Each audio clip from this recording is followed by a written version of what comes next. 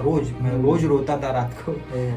जब एक आर्टिस्ट हो तो पूरी दुनिया ऑलरेडी आपके अपोजिट है। ये क्या मालूम, ये फैक्ट है। हाँ, अगर आप एक आर्टिस्ट हो तो आपको यही सवाल आएगा कि काम क्या करता है। अगर आप बोल रहे हो कि नहीं ब्रो मैं आर्टिस्ट हूँ, नहीं आप काम क्या करते हो, कमाने के लिए क्या करते हो, यही पूछते हैं। अपने पैशन को और अपने घर की जिम्मेदारियों के बीच में एक इंसान झूलते रहता है हमेशा, एक मिडिल क्लास आदमी, क्योंकि इसके पास ऑप्शंस नहीं रहते। सो आपने वो टाइम पे फैमिली को कैसे करना? तो एक ये था कि मैं 1-2 साल बाद रहूंगा तो ऊपर रहूंगा तो बहुत नीचे चला जाऊंगा, कुछ एक होगा। और वैसे भी हम लोग आर्टिस्ट लोगों को रिस्क लेना बहुत पसंद है, तो फिर मैंने खुद को बोल दिया कि चलो एक काम करते हैं, छोड़ देते जॉब और करते हैं, जो है देख लेंगे। Hi and welcome to Panchayat with Pawan. आजकल के ज़माने में अपना खुद का जॉब छोड़ के और कंटेंट क्रिएशन के तरफ आना, वो अपने आप में ही बहुत बड़ा टास्क है और अपने आप में ही बहुत बड़ा चैलेंज है। सो मैं एक दिन बैठ के रील स्क्रॉल कर रहा था और मेरे आँख के सामने एक RX 100 का रील आया, और ट्रस्ट मी गाइस, मैं 2 मिनट के लिए वो रील लूप पे देख रहा था। मेरे को इतना ज़्यादा पसंद आया वो रील। जो बंदे का स्टोरी टेलिंग है, जो बंदे का कंटेंट है, आई वाज रियली स्टन्ड। सो मैंने डायरेक्ट उनको DM किया और मेरे को पता चला कि वो पुणे से है। सो आई वाज लाइक क्यों ना मैं उनको आप लोगों के सामने लाऊं और आप लोगों से बात करा और उनके बारे में हम और थोड़ा सा जाने। सो आज के पॉडकास्ट में है हमारे guest Karan. Welcome to Panchayat with Pawan. Thank you so much. So सबसे पहले हो कैसे हो? अरे बहुत बढ़िया, अच्छा फील हो रहा है। मेरे लाइफ का फर्स्ट पॉडकास्ट है, तो मतलब खुश हूँ। क्या मतलब एक्चुअली मैं एक्सप्रेस नहीं कर पाता, but thank you so much. Thank you. It's like हमारा प्लेजर है आपके साथ बात करने को, क्योंकि एक कंटेंट क्रिएटर को एक कंटेंट जब वो क्रिएट करता है, उसको वो दरिया देना ज़रूरी है, उसको वो पुश देना ज़रूरी है, मुझे ऐसा लगता है। सो वो रीज़न है कि मैंने आपको आज इंट्रोड्यूस करा है ये पॉडकास्ट पे। सो सबसे पहले अपने बारे में कुछ बताओ, आपके बैकग्राउंड के बारे में कुछ बताओ। किधर से शुरू करूँ? शुरू से शुरू करते हैं हम लोग। एक्चुअली मैं मेरे लाइफ को एक मूवी की तरह देखता हूँ, क्योंकि मेरा कंटेंट ही मैं मूवीज से बहुत इंस्पायर हूँ, तो मैं मेरे लाइफ को एक मूवी की तरह देखता हूँ। तो इसमें बचपन वाला भी बहुत फेज है जिसमें मैं बहुत बुली हुआ हूँ, मतलब वही स्कूल में एक मतलब डिप्रेस्ड ईरा, फिर उसके बाद मेरा एक मेंटल ब्रेकडाउन भी है, लॉकडाउन वाला। तो बहुत सारे फेजेस है मेरे लाइफ में। तो आप कौन से लाइफ, आपको कौन से स्टार्ट करते हैं? ये पूरा पॉडकास्ट आपके ऊपर ही है बेस, तो हम शुरू से ही शुरू करते हैं। तो कहानी, मुझे ना कहानियाँ सुनाना बहुत पसंद है। नहीं, देखा मैंने आपके रील्स में, समझता हूँ मैं। तो मेरी कहानी ना 8 साल पहले शुरू होती है।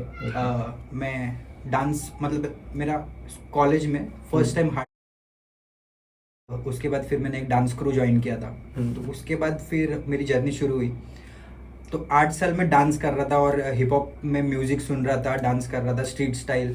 मेरा खुद का एक क्रू था डांस का, तो हम लोग ने बहुत सारे कॉम्पिटिशंस किए थे। ये कौन से बचपन में? ये 8 साल पहले की बात है, लाइक मैं 14-15 साल का होऊंगा। तो फिर तभी डांस करते थे। यस। जब लोग चिल करते, हैंग आउट करते, पार्टीज करते, तब मैं 16 से 17 लोगों का क्रू, मतलब 16 से 17 बच्चे थे मेरे पास, लड़के थे, लाइक हम लोग ग्रुप था, उनको मैनेज कर रहा था। और हम लोग डांस करते थे, चिल करते थे, उनके पेरेंट्स के साथ डील करता था मैं। तभी मैं 14-15 साल का ही होऊंगा, बट फिर तभी हम लोग नेशनल लेवल कॉम्पिटिशन्स करते थे, डांस के competitions. Indian hip hop dance championship अगर आपने सुना है तो उधर भी हम लोग ने रिप्रेजेंट किया था हमारे सिटीज़ में। तो वो पूरा ईरा चल रहा था और अच्छा चल रहा था। हम लोग डांस, मतलब फैमिली का भी प्रेशर नहीं था तभी कि ठीक है कर रहे हैं, पर जैसे ही मेरा ग्रेजुएशन खत्म हुआ तो फैमिली का प्रेशर आ गया कि अभी देखो काम करना पड़ेगा। और मेरा एक रिलेशन था, तो और फिर मैं बहुत डिप्रेस था। तो उसके बाद फैमिली, ऐसा लगता कि ज़रूरी है ब्रो लाइफ में सीखने के लिए बहुत ज़रूरी है। यस। तो फिर उसके बाद फैमिली ने भी फोर्स करना चालू किया कि you have to work. Yes. तो फिर उसकी वजह से फिर मैं पुणे शिफ्ट हुआ। मैं पहले अहमदनगर सिटी में, ये डांसिंग का जो भी मेरा करियर था वो अहमदनगर सिटी में चल रहा था। फिर उसके बाद पुणे शिफ्ट हुआ जॉब के लिए। फिर मैं 2 साल जॉब कर रहा था और वो मेरे लाइफ का एकदम डार्क फेज था, क्योंकि मतलब एक बंदा जो 8 साल डांस कर रहा था और किसी के साथ, मतलब ये किसी के नीचे नहीं काम हाँ कर किसी रहा के था। नीचे काम नहीं कर रहा था और फ्रीडम बहुत ज़्यादा था। यस फ्रीडम बहुत ज़्यादा था। आर्टिस्ट पूरा आर्टिस्टिक बैकग्राउंड का बंदा जब एक एमएनसी कॉर्पोरेट में जॉब करने जाता है तो अचानक पूरा माइंड खराब हो जाता है। और फिर वैसे ही हुआ, हाँ शुरू हुई कहानी एमएनसी की और उसमें फिर वो लगने चालू हुई, वाट लगनी चालू हुई और मैं बहुत मतलब म्यूजिक से भी दूर हो गया, मेरा डांसिंग भी छूट गया। फिर भी मैंने एमएनसी में ट्राई किया, पुश किया खुद को कि हम लोग ने एमएनसी में रहते हुए भी बहुत सारे कॉम्पिटिशन्स किए। मैं 15-15 दिन ऑफिस से गायब रहता था डांस के लिए। हाँ बट मेरा बात करने का तरीका अच्छा था तो वो मैनेजर और टीएल समझ लेते थे ओके, बट वो एक लिमिट तक ही हो पाता है। फिर नहीं, एक आर्टिस्ट को आप जो आपके अंदर कला है मेरे को लगता है उसको दबाना बहुत ज़्यादा मुश्किल है। बहुत ज़्यादा मुश्किल है। मुश्किल है बट सीन ऐसा है कि आप जब एक आर्टिस्ट हो तो पूरी दुनिया ऑलरेडी आपके अपोजिट है। ये क्या मालूम, ये फैक्ट है। हाँ, अगर आप एक आर्टिस्ट हो तो आपको यही सवाल आएगा कि काम क्या करता है। अगर आप बोल रहे हो कि नहीं ब्रो मैं आर्टिस्ट हूँ, नहीं आप काम क्या करते हो, कमाने के लिए क्या करते हो, यही पूछते हैं। तो एक टाइम तक ऐसे ही चलता रहता है और जब हमारा आर्ट लोगों के सामने आता है, जैसे कि अभी मेरा RX100 के रील आपने बोला, तो तब जाके वो प्रेस करने लगते हैं कि ओके अभी भी कुछ यस। बट जब एमएनसी में था तो वही मेरे को बहुत डार्क फेज में था ना, मैं कुछ आर्ट क्रिएट कर रहा था। और अगर एक आर्टिस्ट कोई एक दिन भर में अगर कुछ आर्ट ना क्रिएट करे मेरे पर्सपेक्टिव से तो वो नहीं जी सकता है, मतलब वो रात को डिप्रेशन में ही सोएगा, ऐसा था। तो एक और बहुत वो सैचुरेटेड माहौल होता है, मतलब दबाव यस बहुत दिल मतलब मेरा दुखता था रोज, मैं रोज रोता था रात को। फिर ये एमएनसी का मैं वो घर पे भी बोलता था कि नहीं करना है मुझे जॉब, नहीं करना है। बट वो सीन रहता है कि घर वाले बोलते हैं थोड़े दिन और कर, थोड़े दिन और कर, 6 महीने कर, 1 साल कर, ऐसे कर करके मैंने पूरा 6 साल फिर एमएनसी में जॉब किया। और फिर भी आर्ट से दूरी। फिर एक दिन मैंने डिसाइड किया कि मुझे वीडियोस बनाने, क्योंकि बहुत सारा कंटेंट क्रिएशन में देख रहा था और मुझे जो चाहिए वो वीडियोस मुझे नहीं मिलते थे देखने के लिए। तो फिर मेरी स्टोरी ऐसी स्टार्ट हुई कि मुझे कुछ तो यूनिक क्रिएट करना था, ऐसा जो मैंने कभी नहीं देखा हो। तो फिर मैंने स्टार्ट किया। ऑब्वियसली स्टार्ट करने के टाइम पे हम लोग कॉपी करते ही है, हाँ इंस्पिरेशन। यस। तो 2013 में मैंने खुद से एक वीडियो शूट किया था डांस का मेरे, जो अभी भी यूट्यूब चैनल पे है। 2013 में वो मेरे पास एक छोटा सोनी का फोन रहता था, तो फिर उसको लेके गया मैं और शूट किया। तो वो क्या पता मैं खुद से ही शूट करके और एडिट करके आ चुका था। तो फिर मेरे को एक फ्लैशबैक आया सॉरी 2013 का फ्लैशबैक आया मुझे कि मैंने तभी एक सोनी के मोबाइल पे शूट किया था। तो व्हाई नॉट, अभी मेरे पास एक iPhone 11 है तो मैं कुछ ना कुछ ट्राई करूँ। ठीक है मेरा जॉब है, सब कुछ है, मैं कब तक रोते रहूँगा ये सिचुएशन पे। तो व्हाई नॉट कि मैं एक काम करता हूँ, एक वीडियो बना के देखता हूँ। तो फिर मैंने एक वीडियो बनाया। वो शायद एक्चुअली मेरे फादर एक्सपायर हुए थे 2-3 महीने पहले। तो फिर मैंने खुद वो ऐसा कंसेप्ट था कि मैं खुद को कॉल कर रहा हूँ मोटिवेट करने के लिए। वो एक ऐसा वीडियो था, फुल वॉइस ओवर वाला वीडियो था। तो फिर मैंने वो वीडियो बनाया और वो 3000 व्यूज गया। तभी मेरे को उस दिन बहुत सेटिस्फेक्शन वाली नींद आई कि वाओ अच्छा लग रहा है, मतलब अच्छा फील हो रहा है, कुछ तो कोई ना कोई देख रहा है और अच्छा फील हो रहा है। तो फिर एमएनसी को मैनेज करते करते फिर कंटेंट क्रिएशन की जर्नी स्टार्ट की एंड वीडियोस बनाते गए। ओके सो ब्रो थोड़ा सा अभी हम लोग आपके लाइफ का थोड़ा सा इंस्पायरिंग पार्ट की तरफ आते हैं, जो मेरे व्यूअर्स को लेना मेरे को ऐसा लगता है कि ज़रूरी है वो लोग का कुछ सीखना। अपने पैशन को और अपने घर के जिम्मेदारियों के बीच में एक इंसान झूलते रहता हमेशा, एक मिडिल क्लास आदमी, क्योंकि इसके पास ऑप्शंस नहीं रहते। सो आपने वो टाइम पे फैमिली को कैसे कन्विंस किया जॉब छोड़ने के लिए?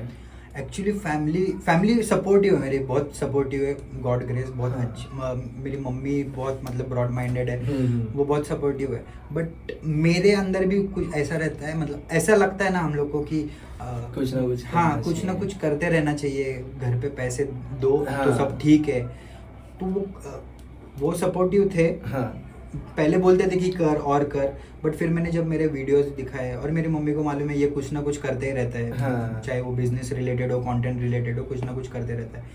वो मुझे खुद को कन्विंस करना था कि एक्चुअली एमएनसी ना एक लूप है। राइट। अगर अगर आप उसमें फंस गए, आप उसमें काम कर रहे हो, तो आप वो छोड़ ही नहीं सकते, क्योंकि वो आपको एक सैलरी नाम का ड्रग देते हैं। राइट, महीने के 1 तारीख हाँ, को। और आपको एक लेविश लाइफ वाला सेंस क्रिएट करते हैं आपके। सिक्योरिटी होता है ना बेसिकली, बहुत सिक्योरिटी होता है। और अगर आप एक लाइफस्टाइल में जी रहे हो कि आपके पास अभी अच्छे पैसे है, तो कपड़े पहनते हो आप अच्छे, आप घूम रहे हो, सब कर रहे हो, अगर आपकी वो मंथली सैलरी कट डाउन हो जाए तो फिर खत्म ना, खत्म। तो ऐसा एक तो उसका फ्यूचर का डर, और फिर हम लोग कुछ ना कुछ क्रिएट भी कर रहे हैं, उसका भी डर, उसमें भी हम लोग को फोमो होता है कि भाई इधर भी हम लोग पीछे रह जाएंगे अगर आप एक आर्टिस्ट हो तो। राइट। तो फिर वो पहले खुद को कन्विंस करना इम्पोर्टेंट है। फैमिली को, फैमिली तो हो जाती है कन्विंस, क्योंकि वो आपसे प्यार करती है। तो अगर आपने ट्राई किया तो वो कन्विंस्ड है। राइट। बट आपको पहले खुद को कन्विंस करना पड़ता है। अगर आप एक एमएनसी में जॉब करते हो और आपके पास एक अच्छी सैलरी आ रही है हर महीने, तो पहले मैंने खुद को कन्विंस किया कि, और अगर मैं आगे 1 साल भी काम करूं या 2 साल भी काम करूं, फिर भी मैं खुद को कहाँ पे देखूंगा 1 साल बाद या 2 साल बाद। मुझे सेम सैलरी आएगी, ओके चलो एक 20-30% हाइक भी मिल जाएगी, और मैं ज़्यादा से ज़्यादा फिर से मैं 1-2 साल बाद मैनेजर को ही रिपोर्ट करना है मुझे, उसको ही बताना है भाई मैं नहीं आ सकता आज, या छुट्टी ले रहा हूँ, या वही उसको। तो फिर मैंने सोचा कि अगर, और मैं फिर छोड़ दिया, फिर मतलब जॉब छोड़ने का सोचूं तो और क्या क्या हो सकता है। तो फिर मुझे ज़्यादा प्रोज इसमें दिखे। एक्चुअली एमएनसी में प्रोज और कॉन्स जब देख रहा था तो प्रोज बहुत ज़्यादा थे, कॉन्स कम थे। प्रोज इन द सेंस की सैलरी आ रही है, अच्छी लाइफ जी रहा हूँ, ये वो। कॉन बस इतना था कि 1-2 साल भी मैं इधर ही रहूँगा। बट कंटेंट क्रिएशन और पैशन के बारे में जब सोच रहा था तो कॉन्स बहुत ज़्यादा थे। मेरे पास सैलरी नहीं है, मेरे को अच्छे कपड़े के लिए पैसे नहीं रहेंगे, मैं घर कैसे संभालूंगा, एवरीथिंग। बट प्रो एक ये था कि मैं 1-2 साल बाद रहूंगा तो ऊपर रहूंगा तो बहुत नीचे चला जाऊंगा, कुछ एक होगा। और वैसे भी हम लोग आर्टिस्ट लोगों को रिस्क लेना बहुत पसंद है। तो फिर मैंने खुद को बोल दिया कि चलो एक काम करते, छोड़ देते जॉब और करते जो है देख लेंगे। और लाइफ में ऐसा एक बड़ा रिस्क लेना बहुत जरूरी है। तो रिस्क लो। और फिर मैंने रिस्क लिया, और फिर मैं मम्मी को जाके बोल दिया कि मैं काम करता हूँ, मैं जॉब छोड़ता हूँ। अगर मेरे से नहीं हुआ तो मैं खुद से जॉब फिर से ज्वाइन कर लूंगा। मेरे में इतना टैलेंट है कि दूसरा जॉब ढूंढने का। और मैं बात कर सकता हूँ इंग्लिश में, तो फिर मैं ढूंढ लूंगा एक जॉब। यस।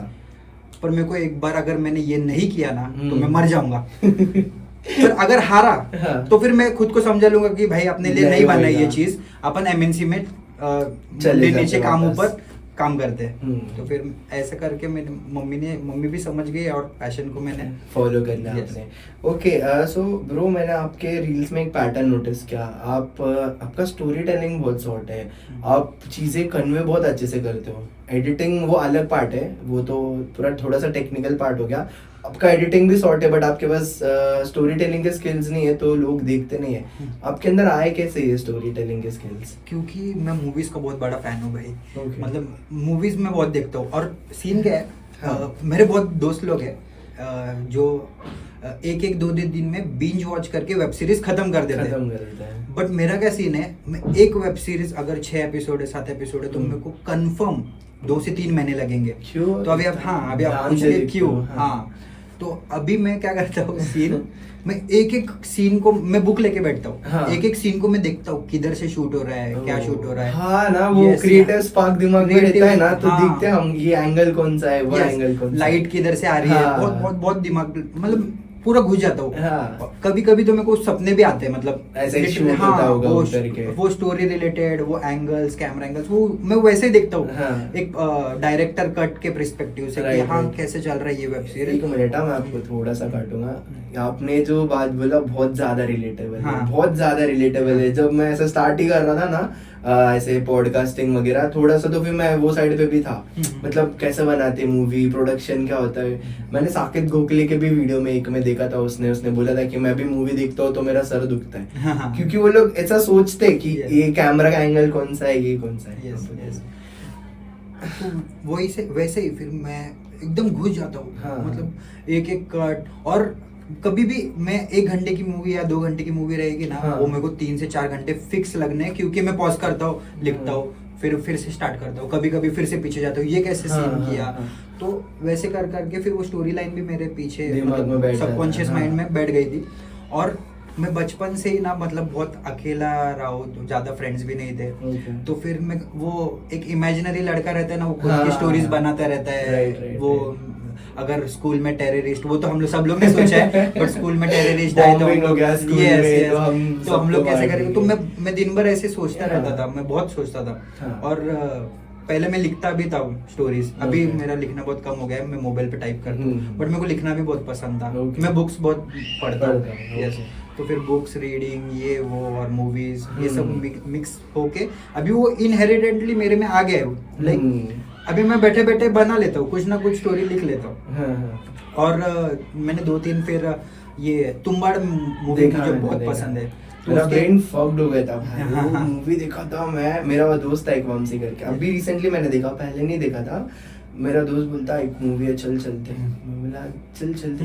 भाई मेरी फट गई थी जब वो वूम वगैरह में उतरता ना, वो बहुत crazy क्रेजी है मूवी भाई। है। वो 10 साल लगे वो हाँ, मूवी movie बनाने के लिए। तो मैं तुम्बाड़ का फैन हूँ, मतलब मुझे इजी कंटेंट अच्छा ही नहीं लगता। हाँ। अच्छा इन द सेंस मैं बना ही नहीं सकता इजी कंटेंट कि एक कैमरा रख दिया सामने, बात कर दिया और 1 मिनट का रील में डाल दिया, मैं कर ही नहीं सकता। नहीं हो जब तक सकता। मेरे रील में मैं स्क्रिप्टिंग ना करूँ, वीडियो मैं एडिटिंग के लिए भी खुद मेरे भाई के साथ बैठता हूँ। Okay. कि वो अगर एडिटिंग कर भी रहा है तो भी फिर मैं भी उसके साथ 8 घंटा बैठूंगा। हाँ, कि ये मैं ऐसे मुझे उस पर करो। ट्रस्ट है, हाँ। बट फिर भी मैं उसके साथ 8 घंटा बैठूंगा, क्योंकि मेरे नजर के सामने से अगर नहीं जा रही है वो चीज, हाँ। तो फिर मैं अलाउ ही नहीं करता कि नहीं हो पाएगा। हाँ। तो फिर ये पूरा एक प्रोसीजर है जो अभी भी इनबिल्ट हो गया है। हाँ। क्यों? क्योंकि मैं बचपन से ही फिर वो करते स्टोरीज आ रहा हूँ। वगैरह में Yes.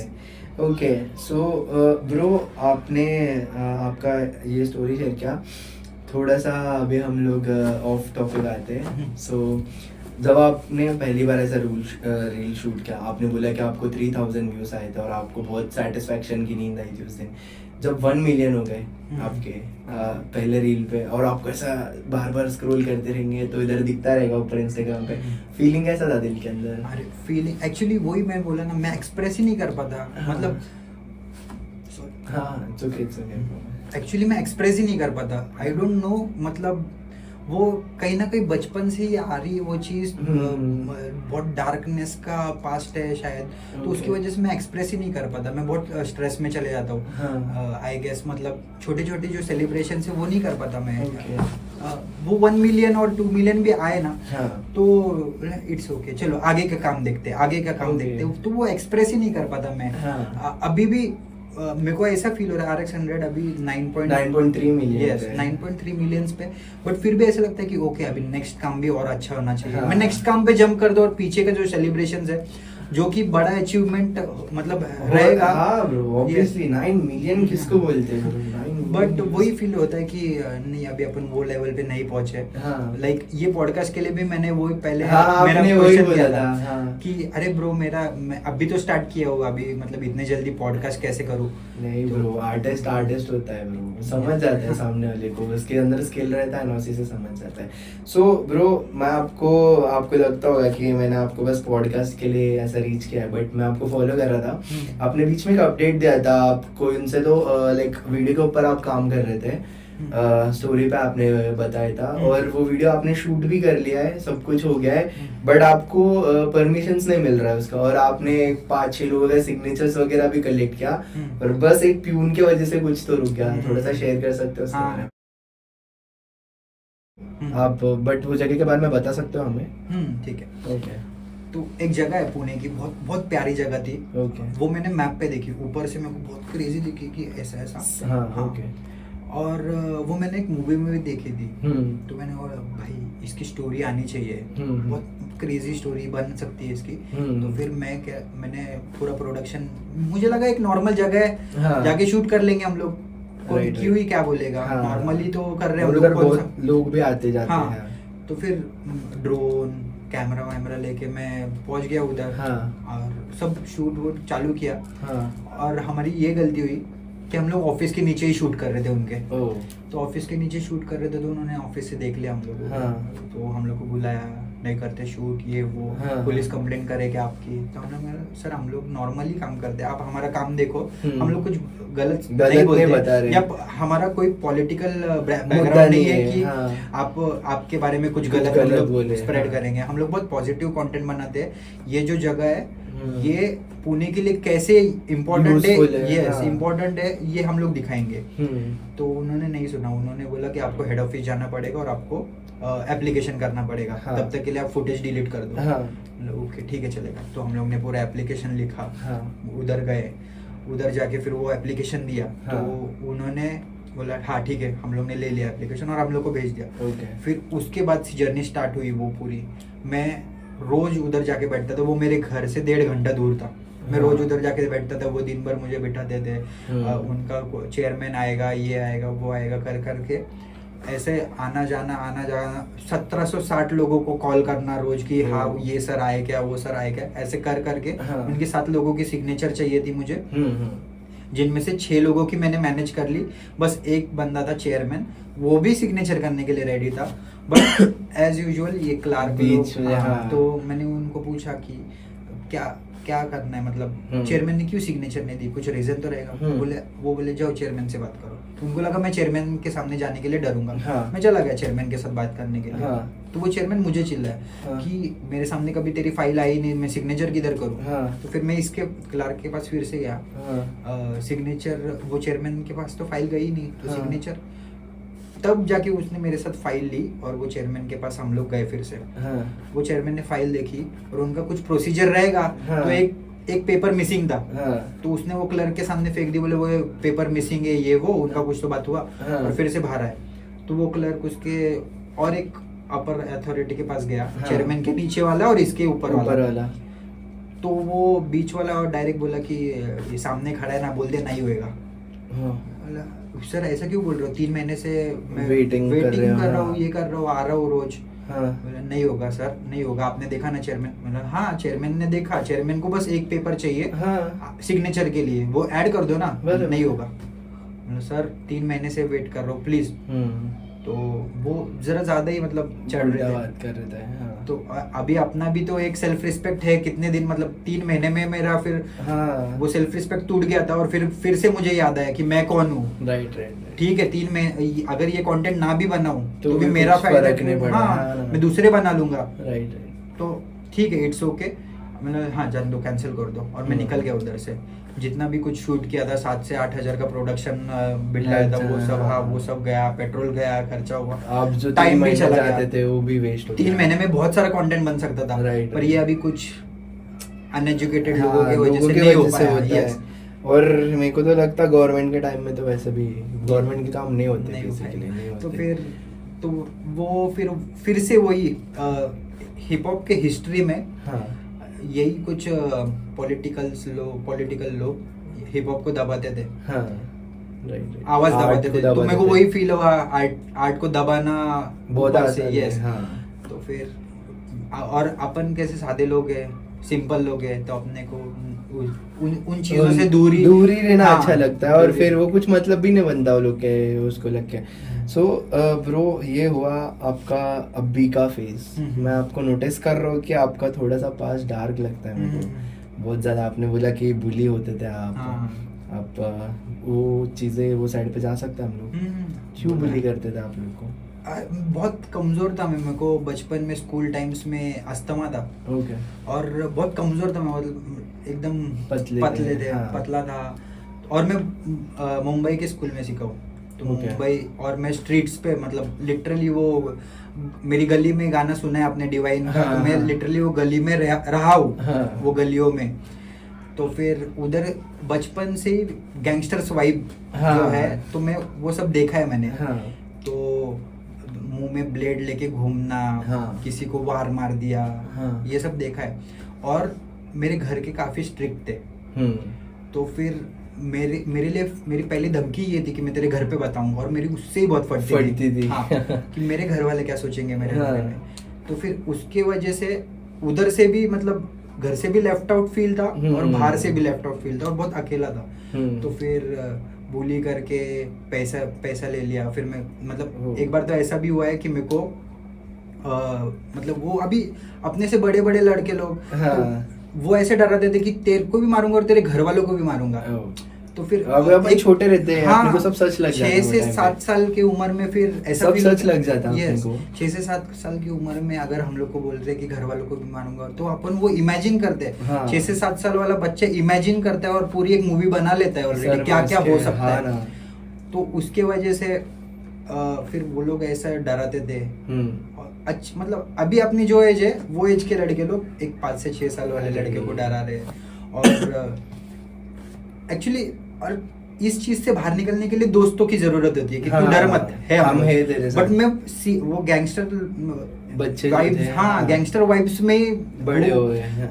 तो मैं भी उनकी तरह मतलब ढीठ बन सकता था, ऐसा नहीं है। हाँ। बट फिर घर वालों का भी प्रेशर था कि ऐसा नहीं, इन लोग के जैसा नहीं बनने। मैंने उनके घर वाले देखे थे, तो वो उनके घर वाले उनको सपोर्ट करने वाले थे। जब और मेरा ऐसे नहीं था, support करते मेरे घर वाले मुझे लेके बहुत स्ट्रिक्ट थे कि ये नहीं जाना चाहिए ऐसे ये कोई side पे डायरेक्शन नहीं में। तो जाना मेरे को चाहिए। उनको भी संभाल, मतलब 5 से 6 साल में आप सोच रहे होगे कि कैसे ये संभालने की बात कर रहे हाँ हैं, ना। बट लिटरली मैं ऐसा सोचता था कि अगर मेरे घर वालों को मारा तो कैसे हम लोग इधर से कैसे निकलेंगे, हाँ। कैसे बचेंगे। और फिर उन सब चीज़ों में मतलब वही हो गया फिर हाँ, सोचा हम लोग था। मुंबई में 15 से 16 साल तक थे, ओके। जिसमें से 5 से 6 साल जब मेरे को समझना चालू हुआ, मैं स्कूल डेज में भी मतलब स्कूल में भी मैं सबसे मार खाता था।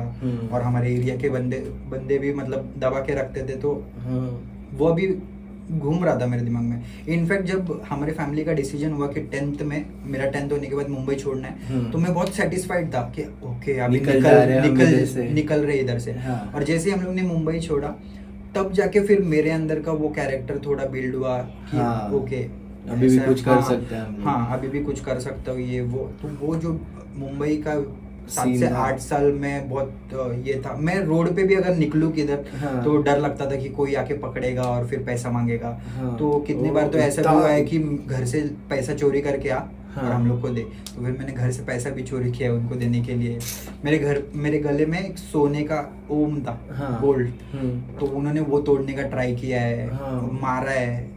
बट ये मैंने कभी मेरे घर पे नहीं बताया। शायद ये पॉडकास्ट देखने के बाद उनको पता चलेगा, मेरे को गाली भी देंगे, बट ठीक है, जरूरी है बाहर पढ़ना।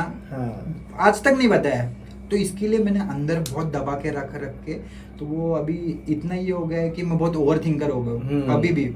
जैसे मैंने बोला ना कि मैं मूवीज देख के स्टोरी बिल्डिंग इनहेरिटेंट मेरे इनबिल्ट हो गया, वैसे ही ये डार्क पास्ट की वजह से अभी मैं बहुत ओवर थिंकर हो गया। और ओवर थिंकर रहना जरूरी भी है ब्रो, थोड़े हद तक, क्योंकि स्टोरी टेलिंग के अंदर वो बहुत ज्यादा काम भी आता है। तो किसी चीज के प्रोज भी होते हैं और कॉन्स भी होते हैं, तो ऐसा ही सीन है। हाँ, क्या है, बॉम्बे सेफ है कि पुणे सेफ है? पुणे सेफ है। पुणे कितना short? Actually Pune safe as in, मतलब मेरे को मुंबई बहुत पसंद है। हाँ। अभी मैं मुंबई जाता हूँ क्योंकि अभी मेरे को कोई नहीं डरा सकता। हाँ। अभी मैं ढीठ हूँ। राइट। और अभी मेरा कैरेक्टर एक्चुअली मुंबई छोड़ने के बाद बिल्ड हुआ। बट जब मैंने खुद को जाना कि मतलब मेरे में बहुत लीडरशिप स्किल है, टू बी ऑनेस्ट। मैं खुद की तारीफ नहीं कर रहा, मतलब समझ जाते हैं। हाँ, शॉर्ट एनालिसिस करूंगा तो सबसे पहले लीडरशिप स्किल रखूंगा। हाँ। और लोगों को मैनेज करना रखूंगा। तो जब मेरे को खुद का कैरेक्टर खुला और जब खुद के बारे में जानने लगा मैं, तो तब जब मैं मुंबई गया ना और मेरे दोस्तों को मिला, बचपन वाले, तब जाके मेरे को मालूम पड़ा कि ओके अपन बहुत अलग है। और मतलब मैं भगवान को बहुत मानता हूँ, तो मैं बहुत ग्रेटफुल हूँ जब उनसे जब बाहर निकला। हाँ। और अभी कुछ डेवलप बनाओ। अब मैं उनको जब देखता हूँ तो थोड़ा ऐसा फील होता है कि ओके अच्छा ही हुआ, जो कुछ हुआ। उधर ही रहेंगे। हाँ, वो लोग भी अच्छे कर रहे हैं, मेरे बहुत अच्छे अच्छे दोस्त हैं। हाँ। वो लोग अच्छा कर रहे हैं, बट जो मेरे को बुली करते थे, हाँ, वो अभी भी उधर ही है। और फिर तो मतलब ग्रेटफुल हूँ गॉड के लिए कि जो कुछ हमारे लाइफ में होता है वो सब कुछ इम्पोर्टेंट होता है। ओके। सो अभी हम वापस रील्स के सेक्शन में आते हैं, ठीक है? सो आपको ऐसे इंस्पिरेशन आपने कहाँ से लिया रील्स बनाने के लिए? इंस्पिरेशन मैंने बोला ना, रील्स के लिए इंस्पिरेशन तो मतलब रील्स छोड़ते हैं हम लोग, वीडियो क्रिएशन की बात करते हैं। हाँ। रील्स तो एक सेगमेंट है, रील्स यूट्यूब वीडियोस ये एक सेगमेंट है। हम लोग वीडियो क्रिएशन के बारे में सोचते हैं। वीडियो क्रिएशन एज इन हम लोग एक ना एक कोई तो क्रिएटर होता ही है जिसको हम लोग दिल से फॉलो करते हैं। तो मैं दिल से फॉलो करने के लिए इरफान जुनेजो और हमजा इब्राहिम, ये दोनों को बहुत दिल से फॉलो करता हूँ। बट एक बुक है स्टिल लाइक एन आर्टिस्ट, तो मैंने पढ़ी थी और उसमें लिखा था कि इस दुनिया में जो भी आर्ट बन रहा है वो ऑलरेडी बन चुका है, कोई भी आर्ट ओरिजिनल नहीं है। पहले मैं बहुत सोचता था, मतलब मैंने 6 साल जो मैं एमएनसी में काम कर रहा था, मैंने 6 साल तो सिर्फ यही सोचने में लगा दिया कि मेरे को कुछ तो ओरिजिनल क्रिएट करना है। बट जब एक टाइम आया और फिर मैंने वो बुक पढ़ी, तो उसमें जब वो बोला वो लाइन की इस दुनिया में आर्ट ऑलरेडी बहुत सारा क्रिएटेड है, आप कुछ ओरिजिनल नहीं कर रहे हो, आप बस जो भी बना रहे हो वो ऑलरेडी किसी के दिमाग में आ चुका है और उसने बनाया हुआ है वो है। बस आप जो बना रहे हो उसका सोर्स आपको मालूम नहीं है और लोगों को भी शायद उसका आइडिया नहीं रहेगा। बट वो ऐसा फील हो रहा है कि ये ओरिजिनल है, अपन को लगता है वो, पर ऐसा नहीं है, वो ऑलरेडी किसी ने बनाया हुआ। तो फिर मैंने तब जाके सोचा ओके, तो अभी और उसमें फिर लिखा है कि आप क्या करो, आप 4 से 5 आर्टिस्ट देखो, अच्छे से देखो, इसका एक स्टाइल, उसका ये कॉपी कर, एक एलिमेंट वहाँ से, एक एलिमेंट वहाँ से, ऐसे सब एलिमेंट्स को मिक्स करो और आपका कुछ बनाना स्टार्ट करो। आप जैसे जैसे बनाओगे वैसे वैसे आपका कंटेंट खुलेगा और आप आपकी स्टाइल में आओगे और आप आपका कुछ तो क्रिएट करना स्टार्ट करोगे। तो फिर मैंने ऐसे ही फिर स्टार्ट किया। मेरे को हमजा इब्राहिम का नरेशन बहुत पसंद है और हमजा इब्राहिम का नरेशन वो गणेश गायतोंडे सेक्रेट गेम्स वाले, सेक्रेट गेम्स का एक कैरेक्टर है गणेश गायतोंडे, तो उससे इंस्पायर्ड है। और मैं मुंबई से रहा हूँ, सेक्रेट गेम्स का पूरा स्टोरी मुंबई वाला है, तो मैं 15 साल से मुंबई में रहा हूँ, तो वो स्लैंग मेरे को बहुत कनेक्ट होता है, हिट होता है। तो मेरे को ऐसा फील होता है कि हमजा इब्राहिम हमारे साथ जैसे बात कर रहे हैं, वो पाकिस्तान से, बट उनका वो नरेशन स्टाइल बहुत मुंबई स्लैंग वाला है, तो वो मेरे में इनबिल्ट था। तो फिर मैंने वो उठाया इन द सेंस मैं वैसे इंस्पायर हो गया। मैं कुछ भी स्टोरी लिखता हूँ मैं वैसे ही लिखता हूँ। फिर भाई कैसा है भाई, वो स्लैंग जब कनेक्ट होता है तभी तो मजा आता है।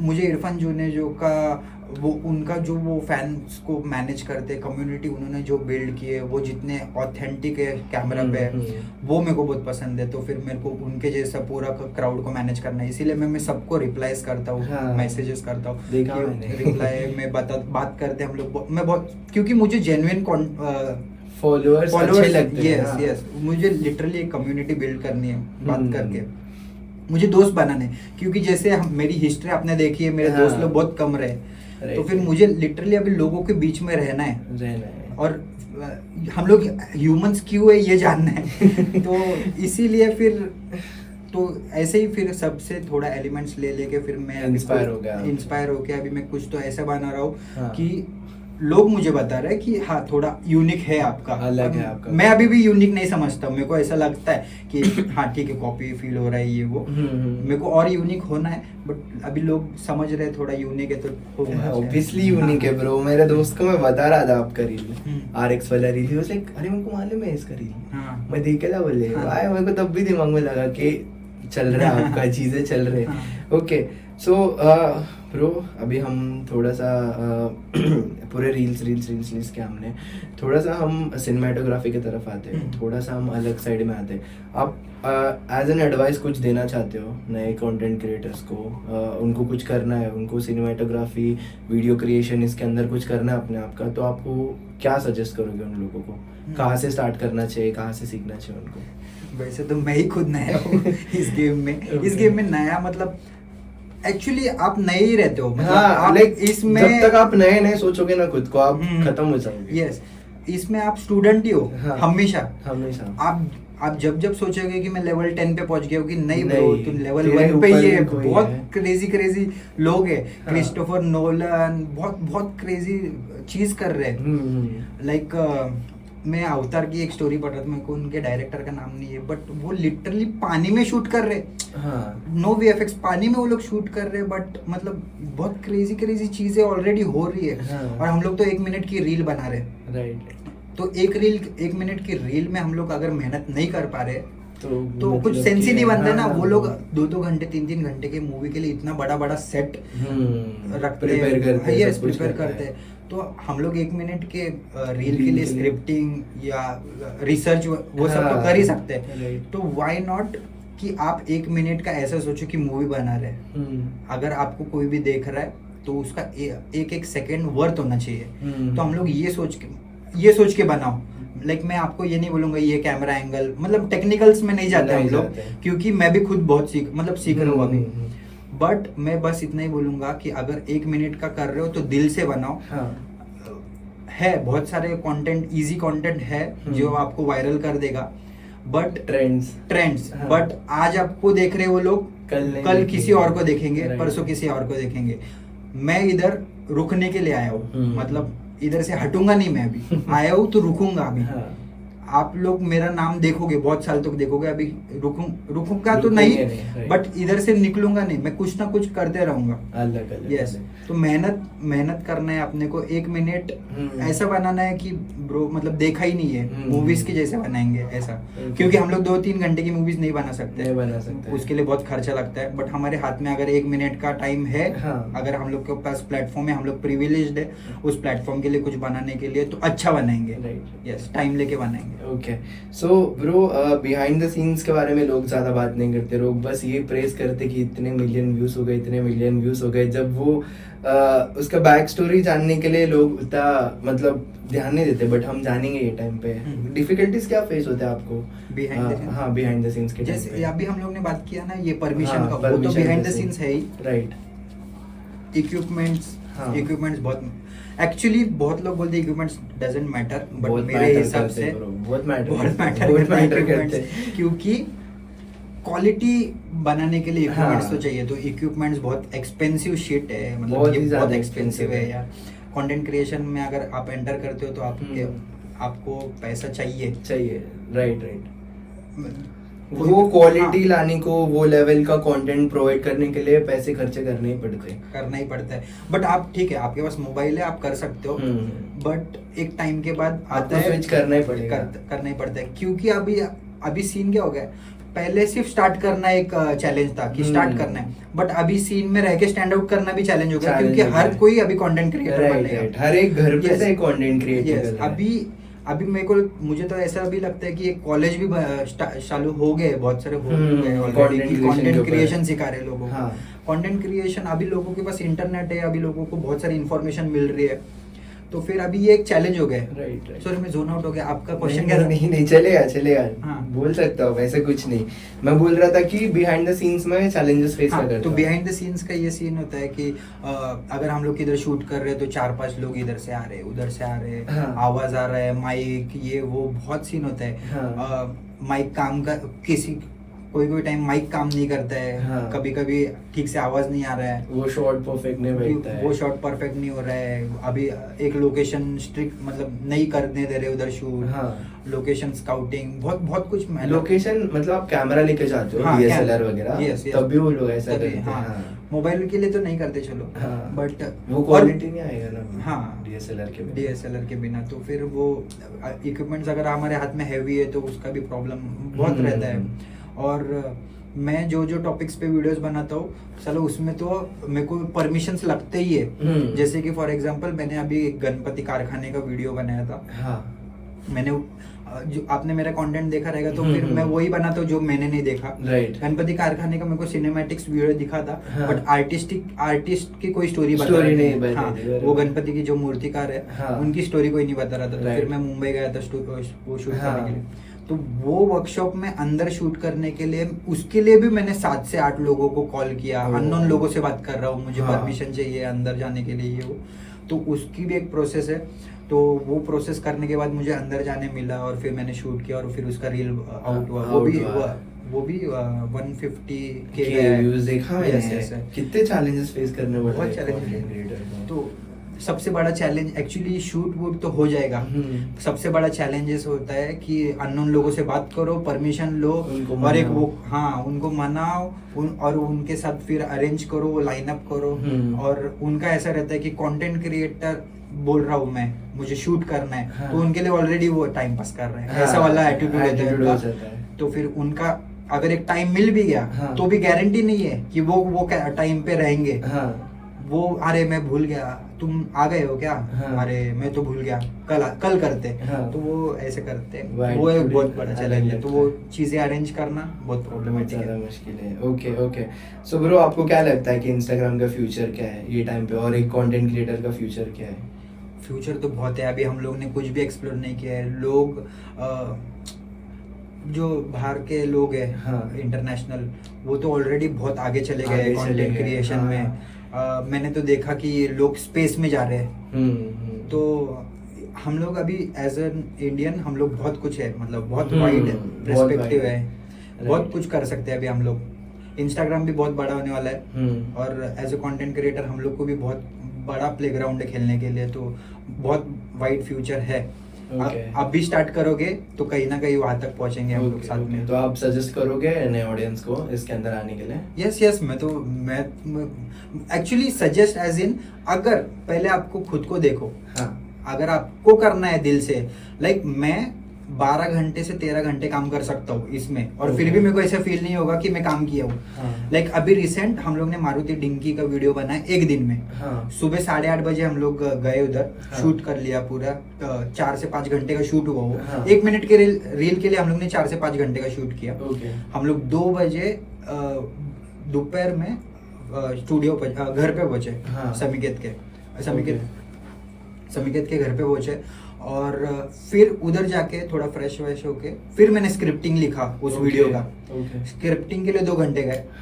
स्क्रिप्टिंग के बाद फिर हम लोग एडिटिंग पे बैठे। 6 घंटे 7 घंटे हम लोग ने एडिटिंग किया। उसके बाद एक थंबनेल क्रिएट किया, और 12 से 13 घंटे बाद हम लोग का वो एक पीस ऑफ कंटेंट 1 मिनट का वो रेडी हुआ।